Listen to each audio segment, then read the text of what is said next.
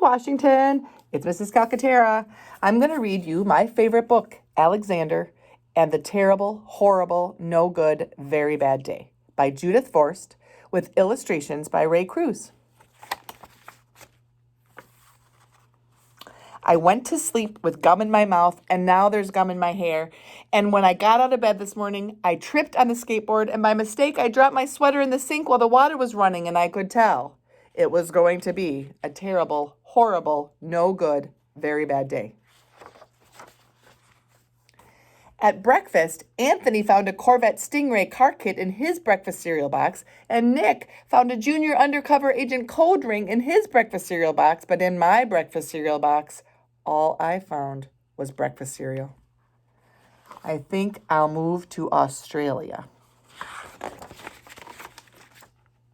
In the carpool, Mrs. Gibson let Becky have a seat by the window. Audrey and Elliot got seats by the window too. I said I was being scrunched. I said I am being smushed. I said if I don't get a seat by the window, I am going to be carsick. No one even answered. I could tell it was going to be a terrible, horrible, no good, very bad day. At school, Mrs. Dickens liked Paul's picture of a sailboat better than my picture of an invisible castle.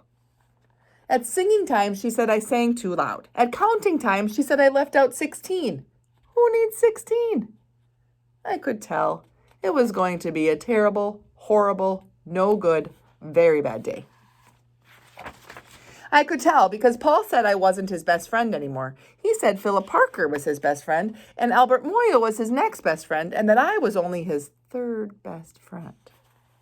I hope you sit on a tack, I said. I hope the next time you get a double-decker strawberry ice cream cone, the ice cream part falls off the cone part and lands in Australia. There were 2 cupcakes in Philip Parker's lunch bag, and Albert got a Hershey bar with almonds, and Paul's mother gave him a piece of jelly roll that had little coconut sprinkles on the top. Guess whose mom forgot to pack dessert? It was a terrible, horrible, no good, very bad day. That's what it was. Because after school, my mom took us all to the dentist, and Dr. Fields found a cavity just in me. Come back next week and I'll fix it, said Dr. Fields. Next week, I said, I'm going to Australia. On the way downstairs, the elevator door closed on my foot, and while we were waiting for my mom to go get the car, Anthony made me fall where it was muddy, and when I started crying because of the mud, Nick said, "You're a crybaby." And while I was punching Nick for saying crybaby, my mom came back with the car and scolded me for being muddy and fighting. I am having a terrible, horrible, no good, very bad day, I told everybody. No one even answered. So when we went to the shoe store to buy some sneakers, Anthony chose white ones with blue stripes. Nick chose red ones with white stripes. I chose blue ones with red stripes, but then the shoe man said, "We're all sold out."